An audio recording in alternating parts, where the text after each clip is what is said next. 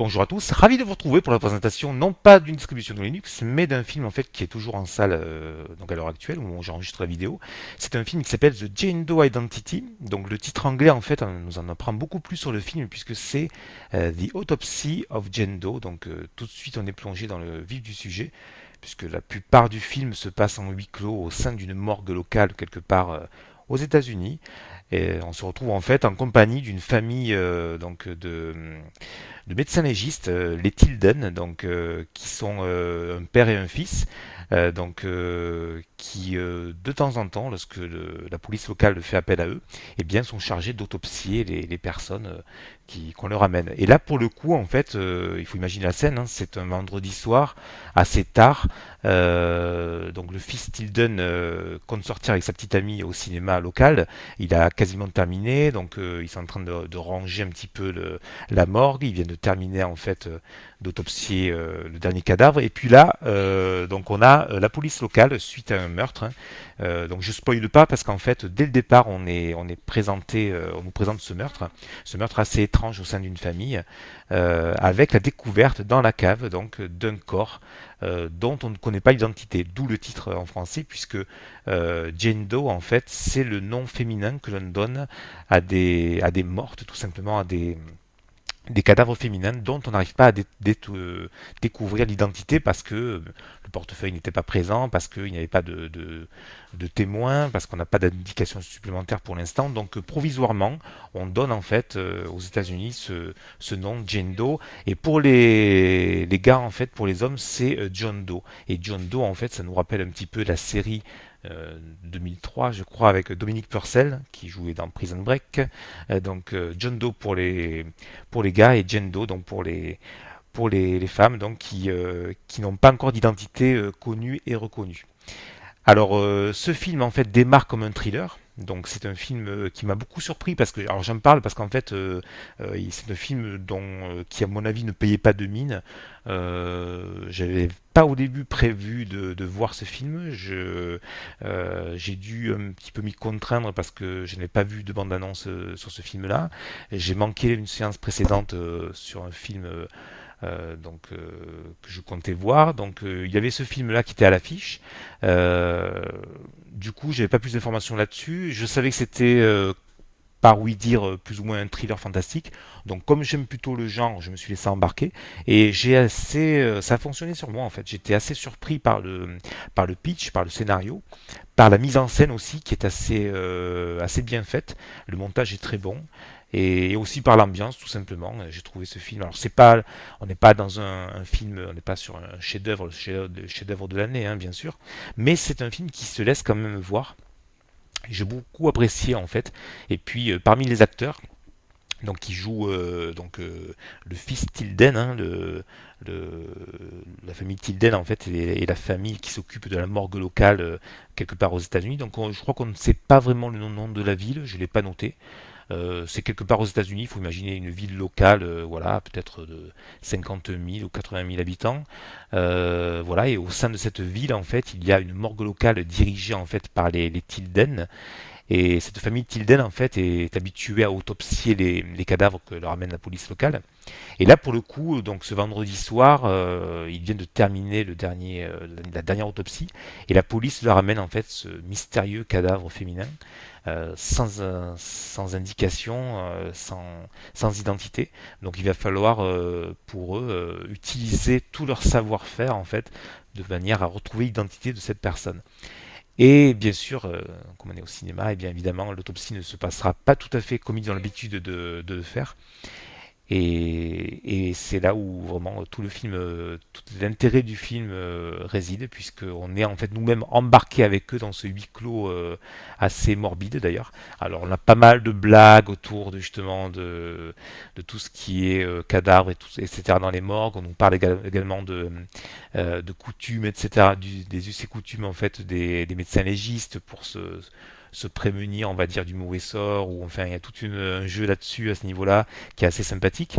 Et puis parmi les acteurs, donc il y a Émile Hirsch que j'aime beaucoup parce que il avait joué donc dans ce film qui s'appelle Into the Wild de Sean Penn que j'ai beaucoup apprécié. Alors pour le coup, Into the Wild, on était complètement perdu quelque part en Alaska, dans le Grand Nord américain. Et puis là, on se retrouve complètement confiné, donc c'est assez étonnant de retrouver Emily Hirsch où on a des images de lui en fait en train de faire du kayak, en train de gravir des montagnes et tout, et de chasser. Et là, on le retrouve en fait en huis clos, en médecin légiste. Donc c'est assez intéressant à ce niveau-là. Alors ce que je vais faire, c'est que je vais m'appuyer en fait, parce que j'ai pas tout en tête et puis j'ai pas pris de notes manuscrites. Donc je m'appuie sur l'article de blog que j'ai rédigé la semaine dernière. Donc j'avais mis en fait pour humour les pieds en éventail parce que ben, avec la canicule, on a tous un petit peu envie de se retrouver au bord d'une piscine ou au bord de la mer, de la plage, avec les pieds en éventail. Et là pour le coup en fait non, puisqu'on se retrouve au cœur d'une morgue, donc c'est rafraîchissant aussi. Mais c'est pas du tout le même type de rafraîchissement, c'est plutôt des sueurs froides en fait que ce film vont vous occasionner. Alors le réalisateur en fait, désolé pour les personnes qui connaissent mieux le danois, le norvégien ou le suédois, mais je crois que c'est André Einvredal ou je ne sais plus comment est-ce qu'on prononce. Donc voilà, on va dire le réalisateur de ce film avait déjà fait un film qui s'appelait Le Trollhunter en 2010. C'était donc l'équivalent un petit peu du projet Blair Witch, hein. On était sur un found footage, plusieurs étudiants en fait qui retrouvent tout simplement qui veulent rechercher quelque part une espèce de yeti local. Ils partent justement dans la forêt. Alors pour le coup, justement, on était sur un film un petit peu à la Into the Wild, hein, donc plutôt les grands espaces. Et là, du coup, le réalisateur nous confine à l'intérieur d'une morgue. Bon, pourquoi pas. Je trouve que c'est plutôt pas mal. C'est rafraîchissant et ça, ça change, rafraîchissant dans les deux termes, en termes d'horreur et puis en termes de rafraîchissement, en termes de lieu pour filmer tout simplement. Alors l'affiche du film, alors oui, claustrophobe, oui parce qu'en fait on est sur un film où les trois quarts la plupart du temps se passent à l'intérieur de la morgue et je trouve que c'est assez bien filmé parce que le film dure à peu près, je crois chrono c'est 1h30, 1h26, je crois que c'est 1h26 effective et 1h30 avec le générique. Donc vous voyez qu'en 1h26 on n'a pas trop de temps, le réalisateur n'a pas trop de temps pour installer ses personnages et l'action, mais ça marche plutôt bien en fait. On est tout de suite plongé dans le cœur du sujet au bout de 20 minutes. Et le montage est plutôt bon. Moi, j'avoue, alors l'indicateur pour moi, c'est regarder sa montre.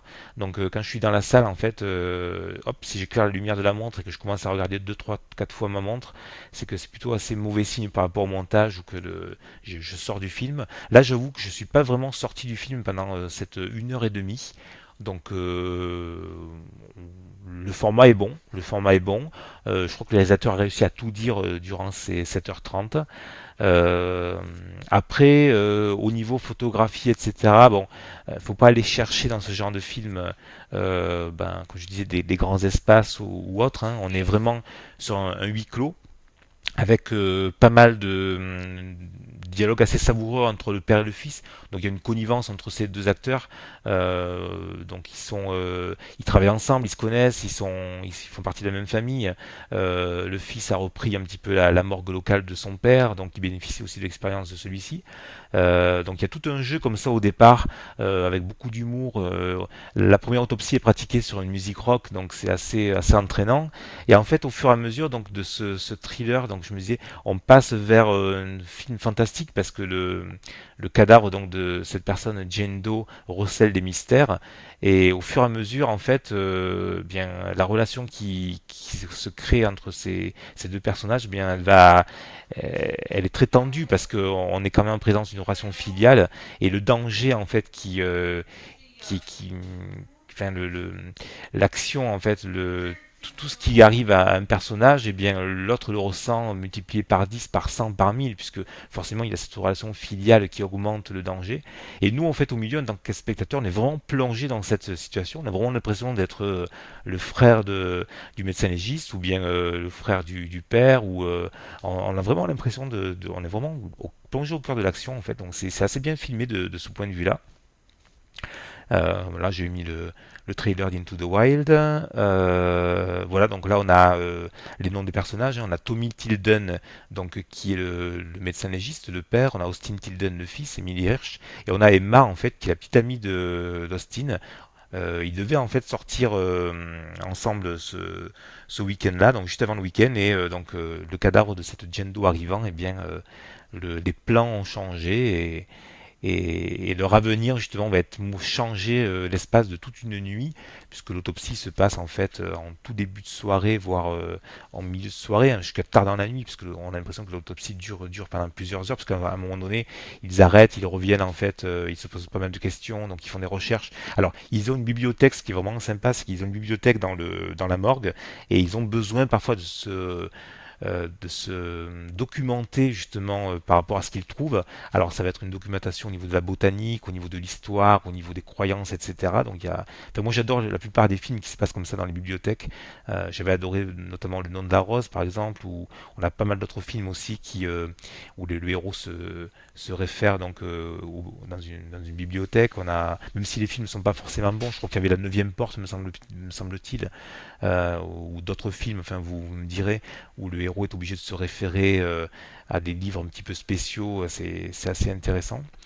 Voilà, donc c'est un film qui passe bien. Moi, je trouve que, comme je conclus ici, je trouve que c'est un bon petit film d'horreur de début d'été.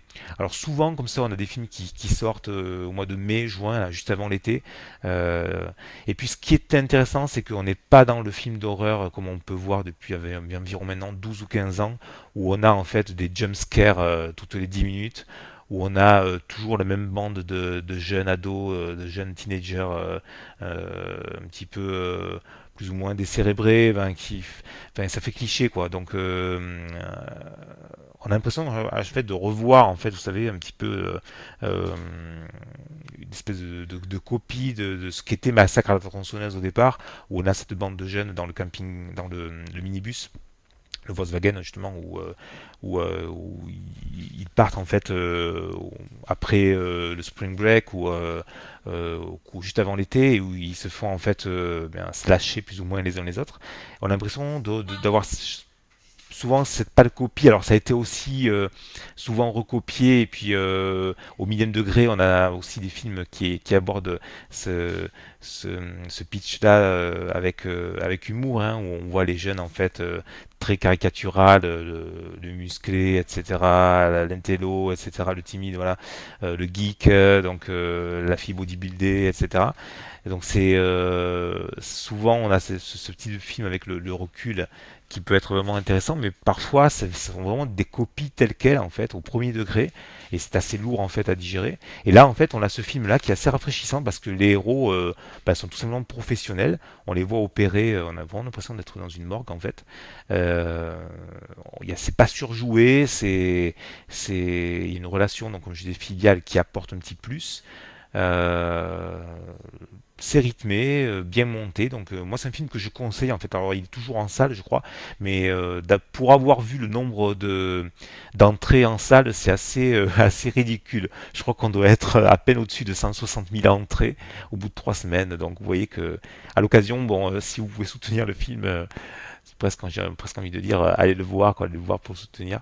Non, parce qu'il est le réalisateur avait fait ce film en 2010 qui était vraiment intéressant, The Trollhunter.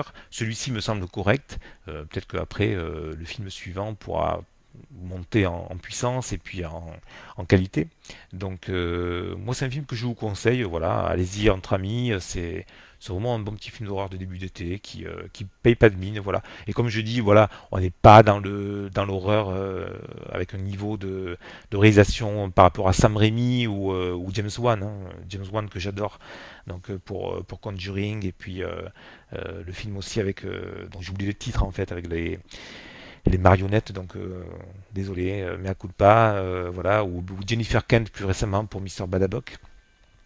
Mais on est quand même dans un film qui sort un petit peu des sentiers battus, comme je disais, qui n'est pas axé sur le jumpscare, qui essaie d'amener une certaine profondeur au niveau des sentiments des personnages, qui essaie de petit à petit de bâtir en fait l'horreur pierre par pierre, voilà.